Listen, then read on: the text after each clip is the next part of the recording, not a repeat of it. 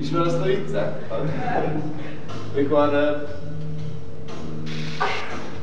ülnek a kocsmában részeg kafbolyok, egyszer csak bejön egy ló, és azt mondja a pultosnak a ló, egy viszkit. Megkapja, lehúzza, kimegy.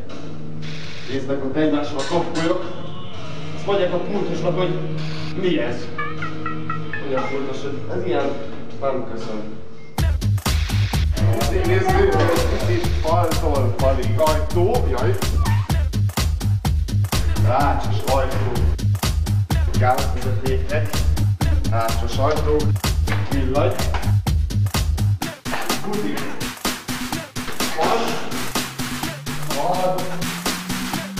Fal. Fal. Inside, motherfucker. Lapos a terék! Lapos! Na gyere! Jó, jó! Összeálltál le!